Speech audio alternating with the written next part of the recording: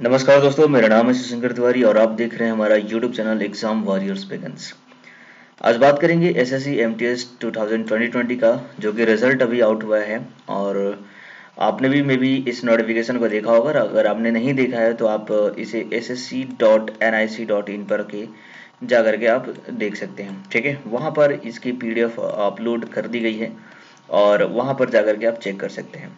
इसके बाद मैं बताऊंगा कि इसमें कब तक आप अपने रिजल्ट के जो मार्क्स हैं वो आप चेकआउट कर सकते हैं। ठीक है, तो ये भी आप ध्यान में रखना कि अभी तक सिर्फ आपका रोल नंबर ही इसमें दिखाया गया है। कितने कैंडिडेट सेलेक्ट हुए हैं वो सब चीज़ें देखेंगे। कट ऑफ काफ़ी ज़्यादा हाई गई हुई है, ये आपने देखा ही होगा। और उसके कई सारे रीजंस हैं, वो भी हम डिस्कस करेंगे यहाँ पर। और टीयर 2 कब से होगा ये भी आपकी जानकारी रखनी चाहिए। और इसके लिए कितनी अच्छी प्रिपरेशन होनी चाहिए, किस तरीके से आपको करना चाहिए, क्या उसकी स्ट्रैटेजी हो सकती है, थोड़ा बहुत यहाँ पे इन चीज़ों के बारे में भी हम डिस्कस करेंगे। जैसा कि आपको पता है कि इसमें कितने ही कम कैंडिडेट को सिलेक्शन हुआ है। पिछले कंपैरिजन के हिसाब से देखा जाए, पिछले साल के हिसाब से देखा जाए तो काफ़ी कम बच्चों का यहाँ पे सिलेक्शन दिया गया है। उसका क्या रीज़न है वो सब यहाँ पे देखने वाले हैं। तो चलिए, ये मैंने ऑफिशियल वेबसाइट से पीडीएफ मैंने ओपन किया हुआ है। ssc.nic पे जाकर आप भी इसे ओपन कर सकते हैं। तो यहाँ पर ये नोटिफिकेशन दी गई है, multi tasking staff selection 2020 declaration of result on computer based examination paper 1। तो यहाँ पर for the appearing in paper 2, तो इसमें जिस भी कैंडिडेट के नाम आ गए हैं आप इस लिस्ट में जाकर के अपना नाम चेकआउट कर सकते हैं। वो लिस्ट नीचे दी गई है, इसमें नहीं दी गई है, दूसरा लिस्ट है। यहाँ पे तो सिर्फ नोटिफिकेशन दिया गया है, उस लिस्ट को भी आप चेकआउट कर सकते हैं या फिर आप अपने आप को लॉग इन करके वहाँ पे आप जाके चेकआउट कर सकते हैं। ठीक है, तो इसमें जिस भी कैंडिडेट का नाम होगा वो सारे कैंडिडेट अपीयर होंगे पेपर 2 में। ठीक है, इसके अलावा जो यहाँ पर चीज़ें बताई गई हैं मैं आपको बताता हूँ कि इसमें आपको बताया गया है कि आपका जो दूसरा जो टीयर 2 का जो पेपर होगा या फिर जो आपकी मार्क्स हैं वो कब से आपको देखने को मिलेगा, तो वो मैं बता देता हूँ। इसमें दिया है, चलिए वो मैं आओगे तो बता दूंगा, लेकिन अभी आप देख लो कि यहाँ पर कितने कैंडिडेट का यहाँ पर सिलेक्शन हुआ है। देखिए, यहाँ पर जो कैटेगरीज वाइज सिलेक्शन दिए गए हैं। दूसरी चीज़ एक और बता दूँ कि एमटीएस का जो रिजल्ट आता है वो दो कैटेगरीज में आता है। पहली एक है तो ये 18 से लेकर के 25 साल तक के लोगों का। ठीक है, और दूसरा होता है 18 से लेकर के 27 साल तक के बच्चों का। ठीक है, तो इनका जो रिजल्ट है पिछले साल अलग अलग शो किया गया था, लेकिन इस बार इन दोनों के लिए कंबाइंड रिजल्ट शो किया गया है, सबको एक साथ में ही दिया गया है। ठीक है, इसकी भी वजह है क्योंकि इस बार जो नंबर ऑफ वैकेंसीज है वो समथिंग 3900 के कुछ आसपास वैकेंसीज हैं।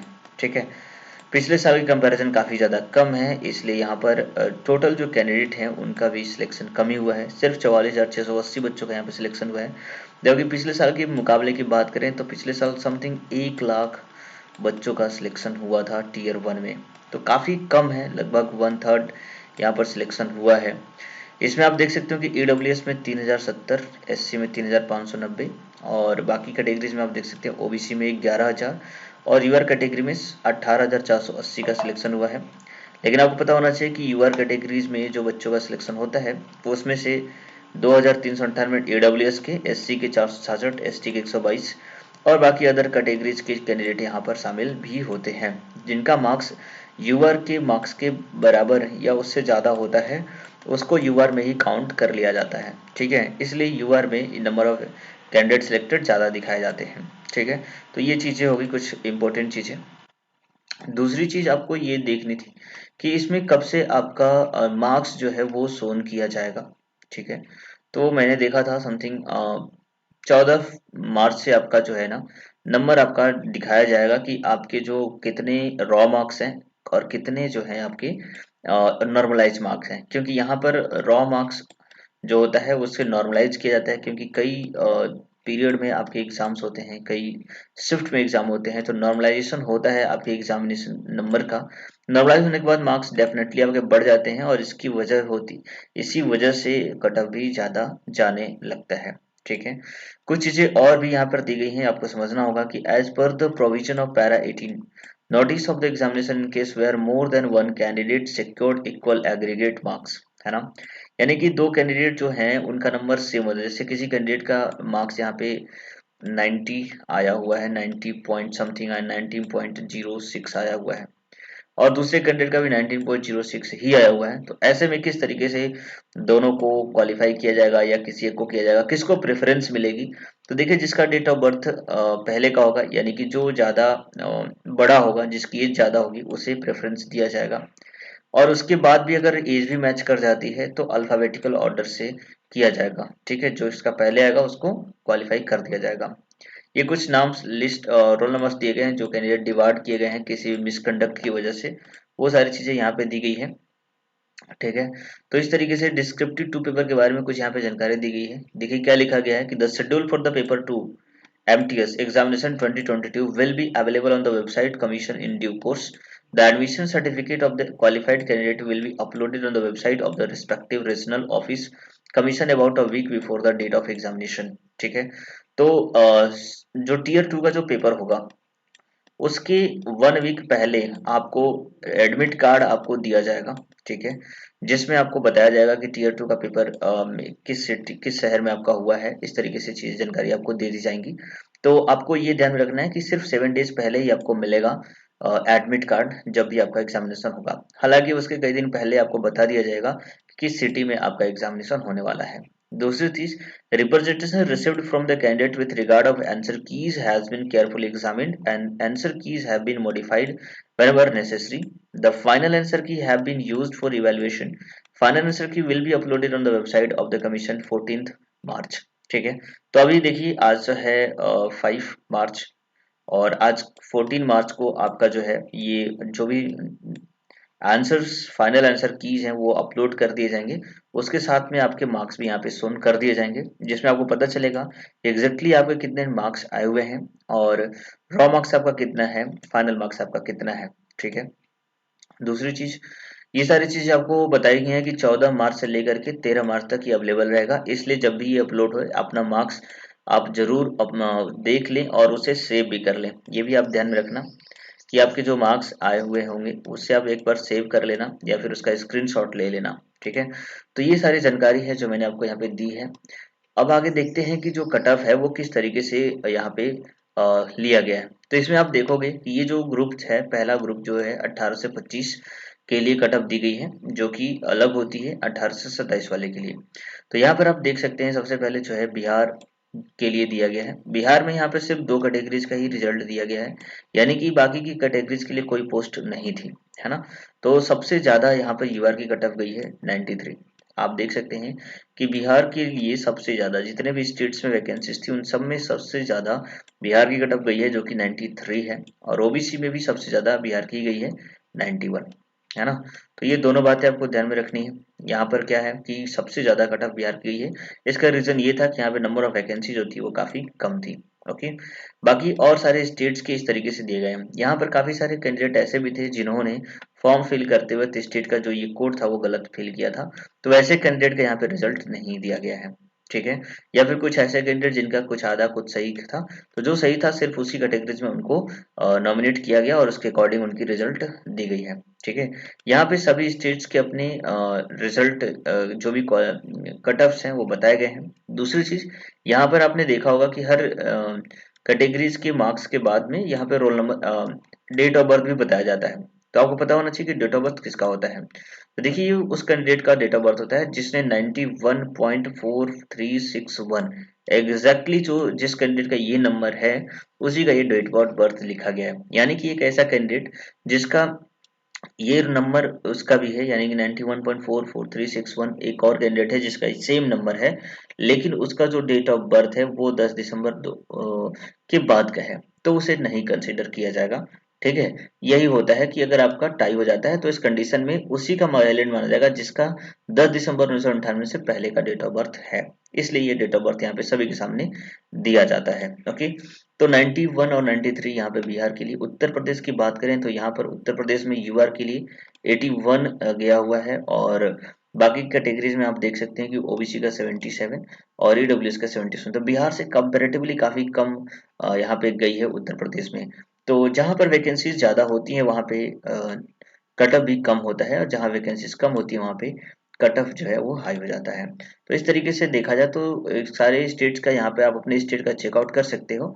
सबसे कम जो है वो कर्नाटका का गया हुआ है, ठीक है। यहाँ पर कर्नाटका में अगर आप देखो तो यूआर कैटेगरी का जो कट ऑफ है वो यहाँ पर 68 गया हुआ है। तो सबसे कम जो है वो कर्नाटका का ही कट ऑफ गया हुआ है, ये आप ध्यान में रख सकते हो 18 से 25 साल के कैटेगरीज में। ओके, चलिए तो आप देखते हैं 18 से 27 साल वाले कैटेगरीज में भी आप देख सकते हो कि यहाँ पर कितनी कट ऑफ गई हुई है। तो देखिए 18 से 27 साल वाले जो कैटेगरीज हैं उसमें भी बिहार की जो कट ऑफ है वो सबसे ज्यादा गई हुई है। यूआर कैटेगरी में 87 मार्क्स यहाँ पे गया हुआ है, ओबीसी का 86, बाकी एससी का 82, 87, एसटी का 79। तो इस तरीके से बिहार की कट ऑफ दोनों ही, चाहे वो इस 1827 का हो या 1825 का हो, उन सब में ही सबसे ज्यादा कट ऑफ गई हुई है, ठीक है। यहाँ पर अगर उत्तर प्रदेश की बात करें तो उत्तर प्रदेश में यूआर की कट ऑफ 80 गई है, जो कि कंपैरेटिवली बिहार से कम है। बाकी स्टेट का भी आप अपने रीजन वाइज देख सकते हैं। उत्तर प्रदेश में ओबीसी का 77 है, एससी का 72 और एसटी का 62। तो इस तरीके से हर एक स्टेट का अपना अलग अलग कट ऑफ यहाँ पे दिया गया है, जो कि आप अपने अकॉर्डिंगली जिस भी स्टेट से आप बिलोंग करते हैं उसे आप चेकआउट कर सकते हैं। यहाँ पर भी सबसे कम कट ऑफ की बात करें तो 1827 वाले में भी कर्नाटक का ही जो है वो सबसे कम कट ऑफ गया हुआ है, जो आप जाकर के वहाँ पे चेकआउट कर सकते हैं, ठीक है।